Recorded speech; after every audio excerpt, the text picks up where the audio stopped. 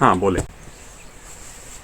ध्यान में प्रवेश करने के लिए कई लोग नशे का उपयोग करते हैं, उसके क्या दुष्प्रभाव होते हैं, और कई लोगों को बुद्धत्व का इल्यूजन जो हो गया है, तो उन सब भ्रमों से कैसे बचा जाए, कृपया मार्गदर्शन करें। चलिए, आप लोगों ने देखा भी योगी जी का एक प्रश्न है, और प्रश्न जो आया है वो वर्तमान में कुछ चीजों को देख के इनके प्रश्न उठे हैं। पहली बात तो यह है कि ध्यान के जगत में बहुत तरीके के भ्रम हैं। वो भ्रम क्या क्या हैं और उन भ्रम के होने के नुकसान क्या क्या साधक को होते। फिर साथ साथ बहुत से भ्रमों में एक भ्रम ये भी है कि नशे से कुछ यात्राएं की जा सकती हैं, ऐसा भी लोगों को लगता है, तो उस पर भी आज बात होगी। और जितने भी साधक हैं, जितने भी ध्यान जगत के साधक हैं, उन सबको ये बात जान लेनी चाहिए कि ध्यान अगर आपने गलत ढंग से किया, बिना किसी की गाइडेंस के किया, तो आपको पागलपन होने की पूरी संभावना है। और उसका जो कारण है, आज उसको मैं पूरा विस्तार से एक एक चीज उसको खोलूंगा। लाइव सेशन है तो मैं बता देना चाहता हूं, अगर कहीं किसी वजह से लाइव इसमें कट जाता है, नेट की प्रॉब्लम आती है, तो मैं उसको दोबारा रिपीट करूंगा, वो इसी में आगे आप देख सकते हैं। थोड़ा सा कुछ बातें सबको समझने योग्य है। पहली बात, ध्यान के जगत में सबसे बड़ी जो धारणा है हर ध्यानी के अंदर, वो है बुद्धत्व। बुद्धत्व है, बुद्धत्व की धारणा ही कहूंगा, क्योंकि जब तक किसी को बुद्धत्व का पता नहीं, जो भी है वो धारणा है, जो भी है वो बुद्धत्व की धारणा है। अब बुद्धत्व की धारणा ध्यानियों के अंदर जिस प्रकार से होती है, वो धारणा ही उनके भटकाव का सबसे बड़ा कारण या उनके पहुंचने का सबसे बड़ा कारण बनता है। मेरा हमेशा से मानना है कि बुद्धत्व के संबंध में जितनी कम जानकारियां दी जाएंगी, गुरु लोगों से मेरा आग्रह है कि बहुत ज्यादा अनुभवों की बातें ना करें।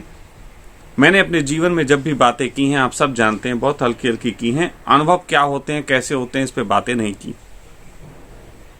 और जो यहां साथ रहते हैं मेरे, उनको पता है कि यहां बहुत कुछ होता रहता है, जिसको मैं चर्चा के रूप में नहीं लाता। मैं यहां चर्चा के रूप में हल्की फुल्की बातें लाता हूं, क्योंकि जो हल्की फुल्की बातों से राजी है, वो एक दिन बुद्धत्व के लिए अधिकारी बनता है। लेकिन जो लोग बुद्धत्व की बड़ी बड़ी बातों को सुन लिए, एक तो सबसे बड़ी बुद्धत्व की बात ऐसी है जो बहुत लोगों के भ्रम में है, और वो है शक्ति। बुद्धत्व से कुछ लोग ऐसा मान बैठे हैं कि बुद्धत्व प्राप्त होने के बाद कोई शक्ति हाथ लग जाती है, जिस शक्ति के लगने के बाद हम जो चाहें कर सकते हैं। ये गलत है।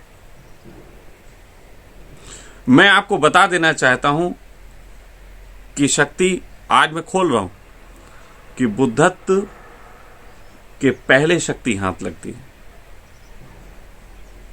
बुद्धत्व से पहले आपके हाथ में शक्ति लगती है, जिससे आप कुछ खेल खेल सकते हैं। लेकिन बुद्धत्व के बाद शक्ति आपके हाथ में नहीं लगती, आप शक्ति के हाथ में होते हो। और परमात्मा की शक्ति करुणा ही है।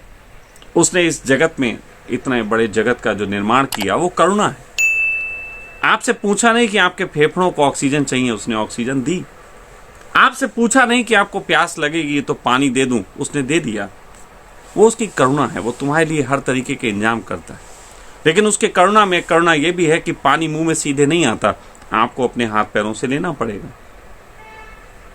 तो बुद्धत्व से पहले एक शक्ति हाथ लगती है, जो शक्ति आपको बहुत कुछ करवा सकती है, आपसे बहुत कुछ करवा सकती है। लेकिन क्या ये शक्ति वास्तव में शक्ति होती है? आज इसको भी जान लो कि ये शक्ति है क्या। हम सब को पता है कि इस जगत में अब ऐसी खोजें हो चुकी हैं कि हमें पता है कि मानसिक तरंगे बहुत स्ट्रांग हो सकती हैं। मानसिक तरंगे इतनी स्ट्रांग हो सकती हैं कि हम किसी व्यक्ति को आदेश दे सकें और वो आदेश का पालन कर ले। मानसिक शक्तियां इतनी स्ट्रांग हो सकती है कि हम कुछ चाहें और वो होने लग जाए, लेकिन मानसिक शक्तियां सड़क चलते लोगों के हाथ तो नहीं लगती।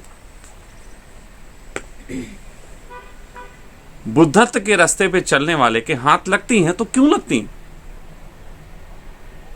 असल बात तो यह है कि बुद्धत्व है मन की मृत्यु। बुद्धत्व है आपके अंदर का जो मन है। मन क्या समझो, मन है पदार्थ। आपका शरीर एक पदार्थ है, आप पूरे मन हो। और पदार्थ की खूबी होती है कि वो अपने को बचाना चाहता है, और इसीलिए वैज्ञानिकों ने खोज की है कि दो चीजों के लिए मनुष्य किसी भी हद तक जा सकता है, अपने शरीर की रक्षा के लिए और अपने बच्चे की रक्षा के लिए। एक कमाल की बात है, अपनी रक्षा के लिए किसी भी हद तक जा सकता है और अपने बच्चे की रक्षा के लिए एक स्त्री शेर से भी लड़ सकती है। अपने बच्चे की रक्षा के लिए लोग आग में कूद जाते हैं। ये बच्चे की रक्षा क्यों? क्योंकि मन जो है पदार्थ आपका, वो आपसे जो निर्मित हुआ है पदार्थ, उसकी रक्षा करता है। इसका छोटा प्रारूप समझ सकते हो, आप लोग अपनी चीजों के लिए लड़ते हो, जो चीज खरीद लेते हो। पदार्थ को जो चीज ले लेता है उसके लिए लड़ता है, ये मेरा, ये तेरा, संपत्ति मेरी, वसीयत अब इसके नाम, अब इसके नाम। तो ये सब पदार्थ के तल पे चलने वाले खेल हैं, मैटर के चलने वाले खेल मन हैं। लेकिन जब धर्म के रास्ते पे कोई बढ़ता है और उसका सीधा टारगेट बुद्धत्व हो, सुन लिया किसी गुरु से, अभी उसे पता नहीं बुद्धत्व का, उसने सुन लिया, लेकिन जब वो इस रास्ते पे बढ़ता है तो इस रास्ते पे बढ़ता है तो एक तरफ मन को लगने लगता है कि वो मर रहा है, वो हल्का पड़ रहा है। तुम वस्तुओं की तरफ ध्यान नहीं देते, तुमसे कहा जाता है स्त्रियां त्यागो, तुमसे शादी विवाह छूटने लगता है, तुम्हें संसार की ग्रोथ छोड़ने लगते हो। ये सारी चीजें जब तुम छोड़ने लगते हो तो तुम्हारा मन धीरे धीरे तुम्हें समझ जाता है कि अब तुम करने क्या वाले हो।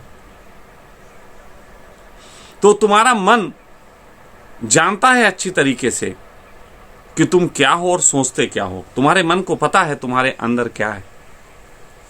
तो उस कंडीशन में मन जो है वो तुम्हारी सारी शारीरिक शक्तियों को जगा देता है, शारीरिक शक्तियों को जगा देता है और तुम्हें एक भ्रम में डालता है कि तुम कुछ हो गए।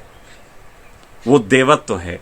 कहा जाता है ना कि बुद्ध जब एनलाइटेड हुए, ये घटना है, बड़ी प्यारी घटना है। इस घटना को जो नहीं समझेगा ना, वो आध्यात्मिक नहीं हो सकता। इसलिए इस घटना को सदा समझो। बुद्ध की ये घटना सुन लो तुम लोग, तो तुम्हें आगे की चीजों का पता लग जाएगा। बुद्ध के साथ घटना है कि बुद्ध को एनलाइटमेंट घटा। एनलाइटमेंट घटा तो देवता फूल चढ़ाने आए। देवता कौन? ताकत वाले देवता, जिनके पास ताकतें हैं। देवत्व के पास ताकतें होती। तो मनुष्य की कई स्थितियां हैं। मन में जो जीता है मनुष्य, जो अपने को साधता है वो साधक। साधक की स्थिति में कोई अगर ऊंचे पहुंच जाए तो वो देवत्व। देवत्व को जो क्रॉस कर जाता है, जो देवत्व को भी ठोकर मार देता है, जो शक्तियों को भी कहता है हमें नहीं चाहिए शक्तियां, शक्तियों का क्या करूंगा। धन शक्ति है, पूरी दुनिया धन के लिए पागल। ताकत शक्ति है, पूरी दुनिया ताकत के लिए पागल। नशा भी शक्ति है, इसीलिए लोग नशे के लिए भी पागल हैं। तो ये सारी शक्तियों के लिए लोग पागल होते हैं। और ये शक्तियां करती क्या हैं? शक्तियां जितनी सामान्य शक्तियां हैं वो क्या करती हैं समझ लो। आप शराब पीते हो, आपके मन में किसी के लिए क्रोध है, आप कर नहीं पा रहे, शराब पी के क्रोध कर लेते हो। आपकी जो इंद्रियों की, दिमाग जो इंद्रियों को पकड़ के रखता है वो ढीला पड़ जाता है, वो हल्का हो जाता है। तो शराब में आदमी के अंदर से वो चीजें निकल आती हैं जो दबी हुई, मन बाहर आ जाता है। आ जाता है कि नहीं आ जाता? तुमने देखा कि कोई दौलतमंद हो, बहुत बड़ा अहंकारी हो, बहुत पैसे वाला, उसकी चाल में ऐंठ आ जाती है। लोग कहते नहीं, दिखने लगा कि ऐंठ शरीर से प्रकट हो रहा है, मन प्रकट हो रहा है शरीर से। बड़ा अच्छा शब्द है। मन अब शरीर से प्रकट होने लगा तो उसमें अहंकार आ जाता है, उसमें घमंड आ जाता है। जितनी भी शक्तियां, आपके पास दौलत आ जाए, आपको पड़ोसी को मारना है, डरते नहीं हो, मार देते हो, शरीर में प्रकट हो गया। तो इस तरीके की शक्तियां हैं। धर्म भी एक शक्ति। धर्म की जब शक्ति आती है तो आदमी अपने आप को व्यक्त कर पाता है। मैं कह सकता हूं मुझे धार्मिक शक्ति मिली तो मैं अपने को व्यक्त कर पाया, मुझे डर नहीं रहा मेरे अंदर क्या है, मैं स्पष्ट कह पाया। मैं जिसको प्रेम करता हूं प्रेम कह पाया, जिससे क्रोध हुए वो क्रोध कह पाया। ये बात अलग है कि मेरे सलीके हैं कहने के। तो ये सब शक्तियों का खेल है। लेकिन इसमें कौन सी शक्ति आपको अच्छी लगती? किसी को पीट देने वाली शक्ति, किसी को नीचा दिखा देने वाली शक्ति, या आप सहज अभिव्यक्ति पे आ पाए, ये शक्ति? तो धर्म की शक्ति सहज शक्ति। लेकिन पूरे जीवन में हम ताकतों को ही शक्ति मानते हैं।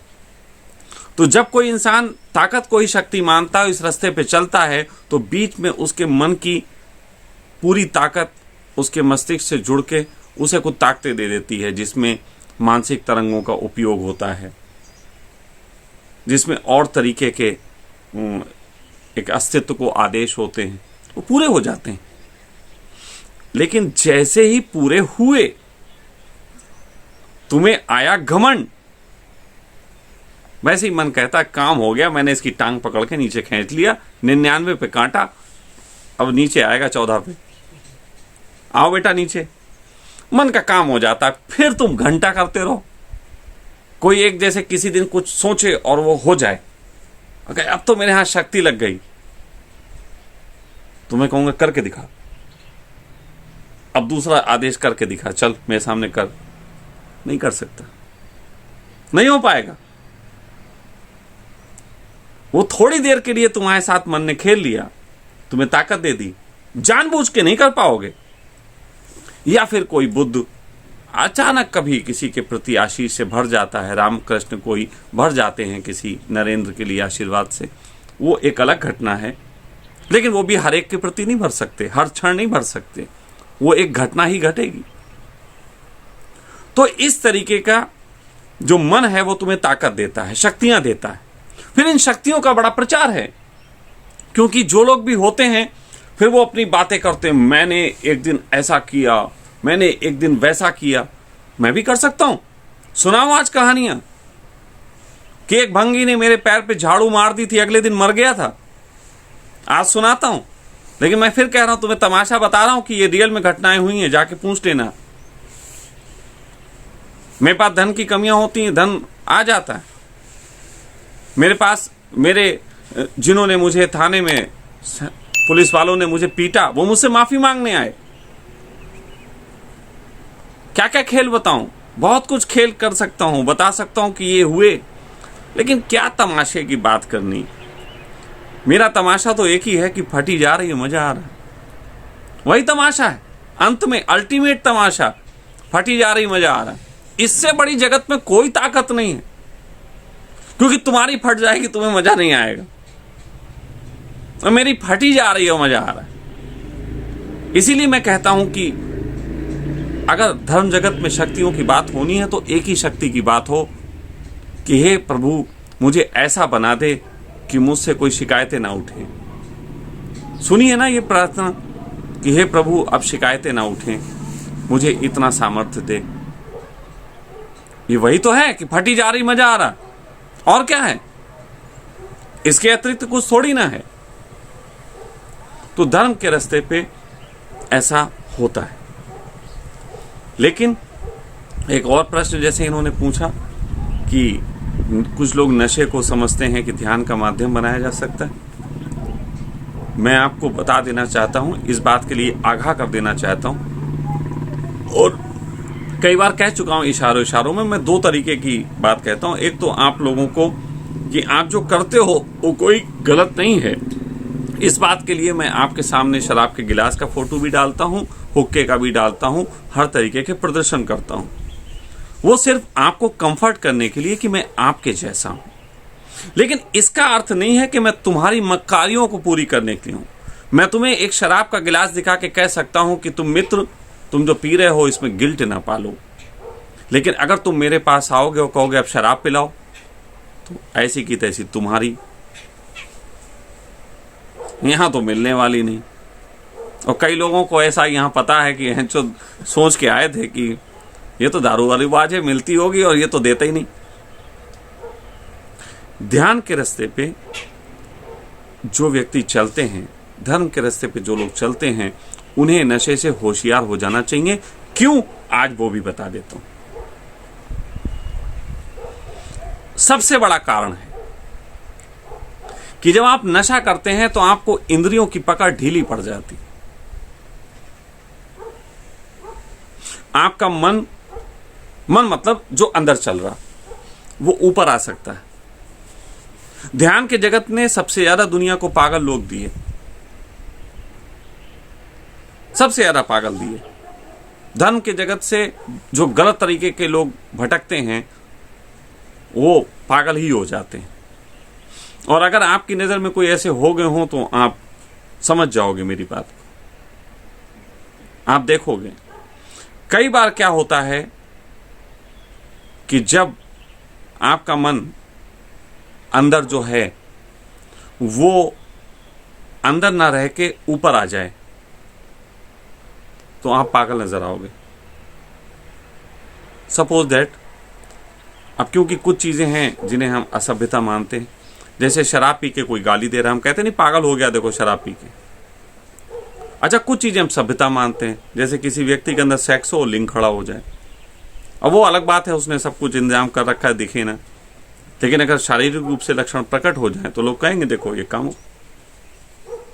उसी तरीके से आप सोचो कि आपके अंदर जितने प्रकार का मन है, अगर वो अभी बाहर आ जाए, अभी, और मन तो है सबके अंदर है, मन से जो मुक्त हुआ वो नग्न हुआ। नग्न बड़ा परमेश्वर, नग्न हुआ का अर्थ है कि उसने अपने को प्रकट कर दिया, जो है जैसा, जैसे मैंने किया। लेकिन अगर आपके कंट्रोल में ना हो और आप उसको प्रकट कर दो, जैसे मैं जानता हूं मैं प्रकट कर रहा हूं, लेकिन एक व्यक्ति ना जाने और प्रकट हो जाए, जैसे अंदर चलता हूं, यार मुझे तो सखा के आश्रम में जाके अय्याशी करनी, अब वो यहां आएगा और उसको मुझे तो अय्याशी करनी, शरीर पे उसके आ जाएगा, ऐंठ आएगी, ऐसा कहा तुमने तो मुझसे कहा था, ऐसे आएगा। पागलपन है।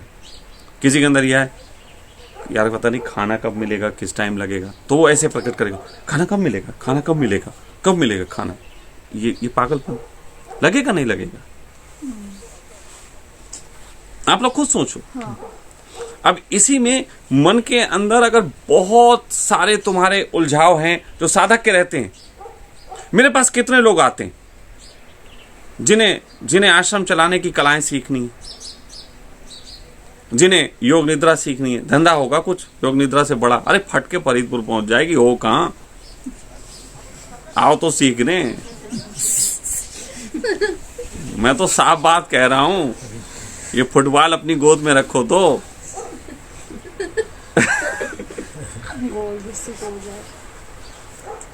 पहली बार में पूरा लिंग अंदर नहीं लेते, समय लगता है। तो ये बात सीखनी पड़ेगी।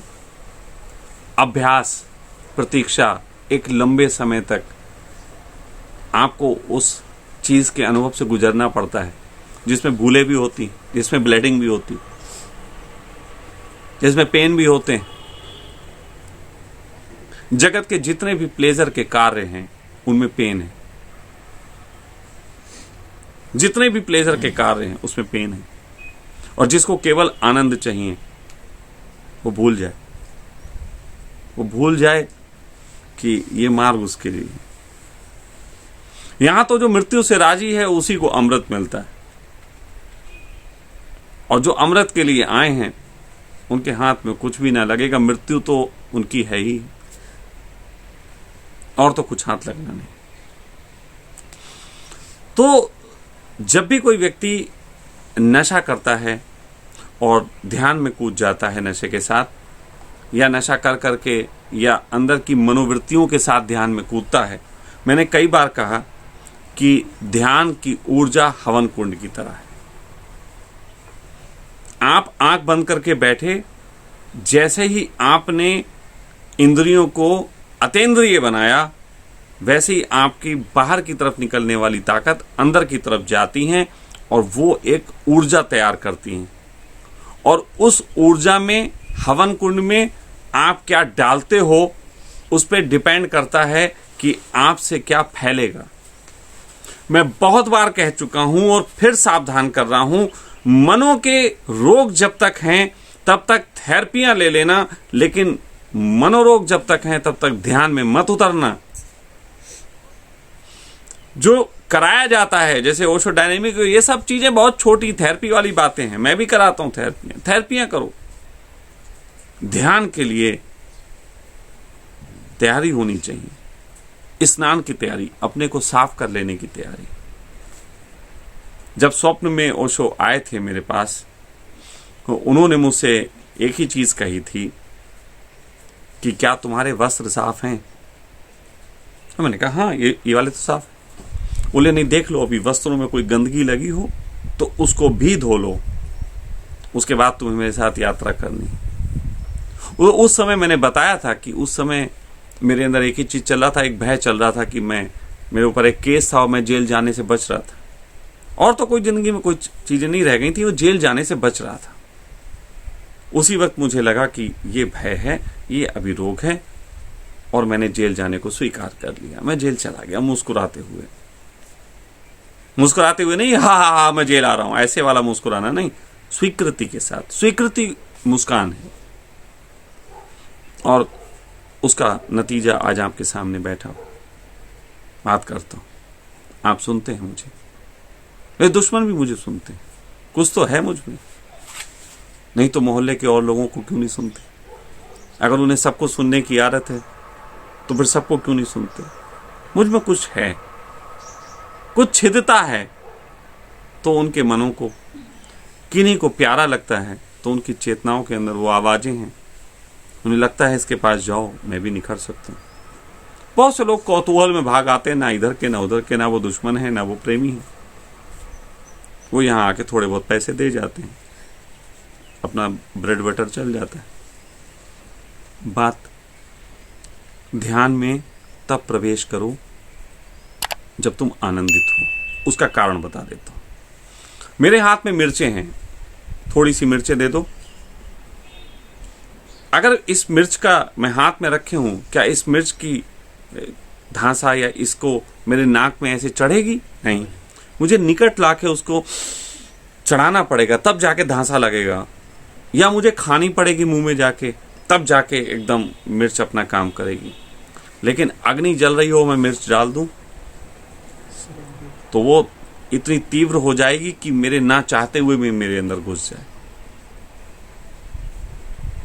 तो जो हम डालते हैं हवन कुंड में, वो 1000 गुना होके फैल जाता है, हमारे अंदर ही फैल जाता है। तो कामुकता है तो ध्यान में मत उतरना कामुकता खत्म करने के लिए। तुम्हें जिन बाबाओं ने ऐसा बताया है कि ध्यान करने से कामुकता दूर होती, उन्होंने गलत बताया। ध्यान में अगर कामुकता के भाव से बैठोगे तो खत्म नहीं होगा, बढ़ जाएगा। हां, कोई आनंदित होकर बैठ जाए तो कामुकता शांत हो जाती है, ये बिल्कुल अलग बात। लेकिन कामुकता समाप्त करने के लिए अगर बैठे तो कामुकता बढ़ेगी। अगर क्रोध समाप्त करने के लिए बैठे तो क्रोध बढ़ेगा। ये बात अलग है कि आनंदित होकर बैठ जाए तो क्रोध समाप्त हो सकता है। लेकिन लोग सोचते हैं कि जो मनोदशाएं उनकी हैं उसी में ध्यान में उतर जाए। गलत है, बिल्कुल गलत है। जो भी व्यक्ति इस तरीके की चीज करेगा कि अपने रोगों के साथ ध्यान में बैठेगा, वो कई गुना अपने रोगों को बढ़ा देगा। तो फिर लोग कहते हैं फिर ध्यान तो कर ही नहीं सकते, फिर तो कैसे करें, कैसे करें ध्यान? मैं आपको पहले भी एक बार बताया हूं, आज फिर बता रहा हूं, क्योंकि आज इसी विषय पे है, सिर्फ साधकों के लिए है, सिर्फ ध्यानियों के लिए विषय है। तो मैं आपसे कह रहा हूं कि जब भी कोई ध्यान करो, जब भी कोई कहीं बैठो, कोई भी प्रयोग करो जिसको तुम धर्म जगत का प्रयोग कहते हो, तो कोशिश करो वजू करो, हाथ पैर मुंह धो लो। कम से कम नहा ना सकते हो पूरा, कोई बात नहीं, हाथ पैर मुंह धो। एक काम तो शरीर के तल पे ये होना चाहिए, और दूसरा है कि कम से कम ध्यान में प्रवेश से पहले 10 मिनट तक आंखें बंद करके मुस्कान का प्रयोग करें। हल्के से मुस्काएं, शांत हों, मुस्कुराहट में कोई अच्छे लम्हों को याद करें, कुछ भी करें। और जब आपको लगे चित्त बिल्कुल निर्भर हो गया और एक आनंद की लहर उठ गई, तब प्रयोग में प्रवेश करें। तो उस आनंद के साथ आपका उसमें प्रवेश करना आपके आनंद को कई गुना बढ़ा देगा। अन्यथा पूरी संभावना है कि जिन चीजों से मुक्त होने तुम निकले हो वही चीजें तुम्हें गुलाम बना लें। ये बात बिल्कुल स्पष्ट है। परमात्मा को अपने घर में बुलाने से पहले तुम्हें अपने सब कमरों की सफाई कर लेनी चाहिए। काम, क्रोध, लोभ, मोह, ईर्ष्या, द्वेष, अहंकार, इनसे ध्यान तुम्हें मुक्त नहीं कर सकता। इनसे जब मुक्त होगे तो ध्यान तुम्हें उपलब्ध हो सकता है। आंखें बंद करके बैठने को मैं ध्यान नहीं कहता, वो प्रयोग है। मैं जिस ध्यान की बात करता हूं उसमें समझ लो कि परमात्मा तुम्हें ध्यान रख रहा है, तुम्हारा ख्याल परमात्मा रख रहा, ये है ध्यान। असल में अगर कोई ध्यान है तो बस यही ध्यान है कि तुम्हारा परमात्मा ख्याल रखता है। वरना मेरे पास लोग आते हैं मन की मक्कारियों के तहत, वो कोई चाहता है, सोचता नशा करेंगे, बस मना कर दो नशे को, अभी विरोध हो जाता है, अभी एकदम मेरा विरोध हो जाएगा। वो कहेंगे कि अरे स्वामी जी खुद तो करते हैं, मैं कहां करता हूं, मुझे किसने नाली में पड़े देखा, मुझे कहां तुमने देखा कि मैं शराब पी के और हुड़दंग काट रहा हूं। किसी ने देखा हो तो बोल दे। इतने बच्चे यहां रहते हैं, कभी किसी ने ऐसी हरकत भी देखी हो कि मैं शराब की मांग कर रहा हूं, आज मुझे पीनी है, अरे लेके आओ, ये करो वो करो। मतलब ही है। मैं जो भी जीवन में करता हूं उसका स्पष्ट वर्णन है और उसका मैं मालिक होके करता हूं। हर चीज मालिक होके। मेरे सामने जगत की सबसे सौंदर्यवान स्त्री को खड़ा कर दो नग्न, मेरी चाह नहीं होगी तो उसको अपनी नग्नता पे पहली बार अफसोस होगा। मैं मालिक होके बात कर रहा हूं। अगर तुम मालिक हो, अगर तुम्हें बेचैनियां नहीं आती तो निश्चित तुम, स्वागत है तुम्हारा, मैं तुम्हारे साथ बैठ के पीना पसंद करूंगा। मालिक के साथ बैठेगा, सम्राट के साथ बैठेगा। मैं नपुंसकों के साथ नहीं बैठ सकता जिन्हें कोई भी कब्जा कर लेता है। फिर वो नपुंसक भले ही दारू पी के बड़े अच्छे डायलॉग क्यों ना लिखते हो। जीवन देखो। मैं कहता हूं अगर आप बेचैन हैं तो आप अपने कारण हैं, किसी ने आपको बेचैन नहीं किया। समझदार बनिए। और अगर कोई व्यक्ति नशा जब करता है तो उस कंडीशन में उसकी इंद्रियां जो हैं वो ढीली पड़ जाती हैं। शराब पी के अनुभव एक ही होता है, इंद्रियां ढीली पड़ गई, पैर सही से चल नहीं पा रहे, जुबान सही से बोल नहीं पा रही, आंखें सही से देख नहीं पा रही, ये होता है। अब सोचो ऐसी स्थिति में तुमने ध्यान किया, तुमने ऐसे नशे की हालत में ध्यान किया, परिणाम क्या होगा? आपका मन जितना भी है वो एकदम निकल के बाहर आ जाएगा, बिल्कुल। और ऐसी स्थिति में एक साधक के अंदर कौन कौन सा मन दबा होता है, जरा सोचो। एक साधक के अंदर दबा होता है सिद्धियां प्राप्त करने का मन, एक साधक के अंदर दबा होता है गुरुडम, एक साधक के अंदर दबा होता है अगर वो शक्तियों की तरफ बढ़ रहा है तो उसके अंदर की अब तो मेरे हाथ सब लग जाएगा, अब मुझे ये उपलब्ध होगा, वो उपलब्ध होगा।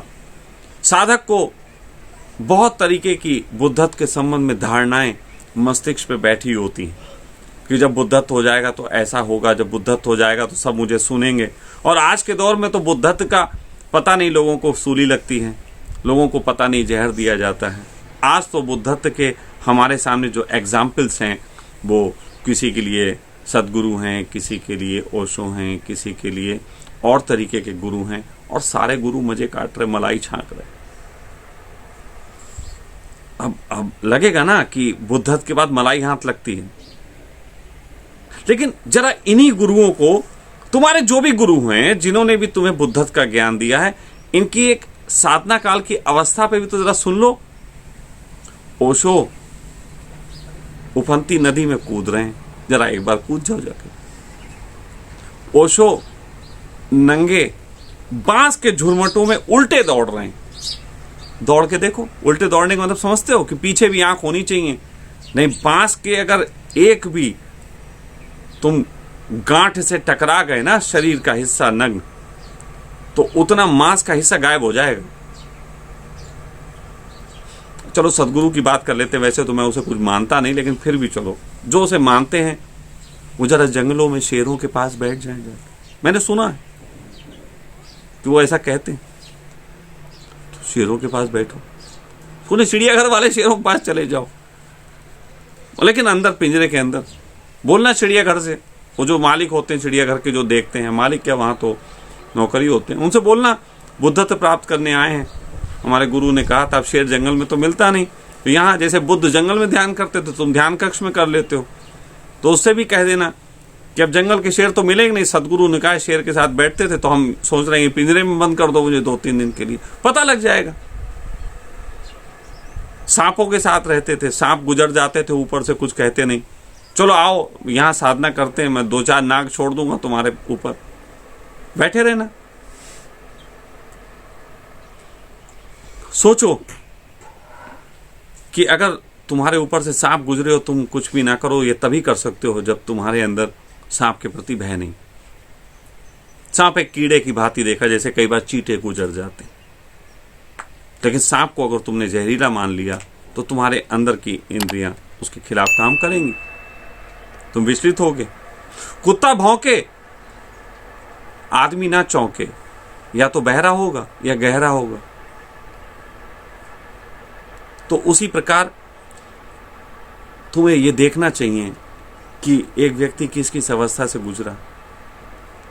मेरे अतीत के अनुभवों के संबंध में मैंने बोले हैं अपने जीवन की घटनाएं, थोड़ा सा जी के देखो।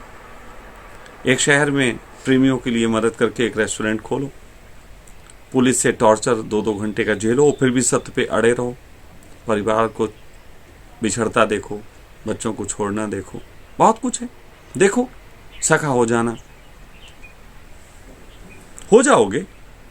ये मौज मिलेगी, पीछे तारे टिमटिमा रहे हैं, मैं बैठा हूं लेक्चर दे रहा हूं, तुम भी देना टिमटिमाते तारों में।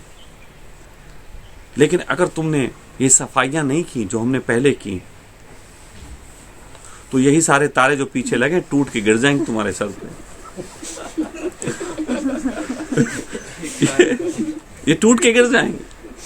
सोचो क्या होगा।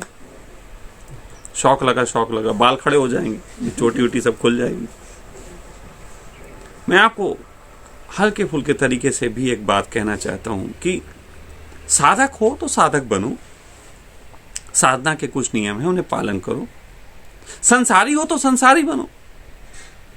अब तुम साधक और संसारी दोनों एक साथ कॉम्बो करते हो कि 5 दिन दुकान चलाई, बहुत बढ़िया से दुकान चलाई, अब थोड़े पैसे आ गए, अब एक शिविर 3 दिन का कराते, दैट्स ऑल। साधना भी संसार भी, और ऐसे ही तुम कर रहे हो,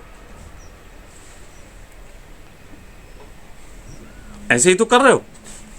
और ऐसे करके कितना पाए हो ये तुम जानते हो, तुम्हें कुछ भी किसी को बताने की जरूरत नहीं। तुम अपना मन हिम्मत करके बाहर ले आओ बस, फिर तुम भी मेरी तरह लोगों को बताओगे फट कुछ नहीं हुआ, हमारी तो फट के फरीदपुर पहुंच जाए। स्वामी जी कहते हैं फटी जा रही मजा आ रहा है, अपनी तो फट के फरीदपुर जा रही है। यही अंतर होगा। इसलिए मैं बार बार बात करता हूं, यहां बहुत से लोग आ जाते हैं, विकृत टाइप के लोग आ जाते हैं। आश्रमों में सबसे ज्यादा विकृतियां होती हैं, आपको पता है, क्योंकि ये अस्पताल है। यहां सभी मनोरोगी आएंगे। ऐसा मत समझना यहां बुद्ध पुरुष आएंगे कि यहां इतने सारे जो लोग बैठे हुए हैं सब बुद्ध पुरुष हैं। ये सब ये समझ लो सब एक जादू का चिराग ढूंढ रहे हैं, जिस दिन हाथ लगेगा उस दिन भाग जाएंगे आश्रम से। कुछ लोग आ जाते हैं, कुछ लोग आ जाते हैं ऐसे कि वो सोचते हैं सखा का देखें कैसे आश्रम चला रहे हैं, कुछ दिन रहे, फोकट के रहे, खाया पिया मौज किया, अच्छा ऐसे चलाते हैं, ओके हम भी चलाएंगे। फिर चलाते हैं, कितने दिन चलाते हैं आप सबको पता है, कितने दिन चलाते हैं। और इसीलिए मेरे जैसे गुरुओं को कुछ चालाकी करनी पड़ती। तो मालूम है सखा परिवार एक चालाकी है, सखा परिवार एक चालाकी है। जितने भी लोग मुझे कॉपी करते हैं उन्हें सखा परिवार को भी कॉपी करना पड़ेगा।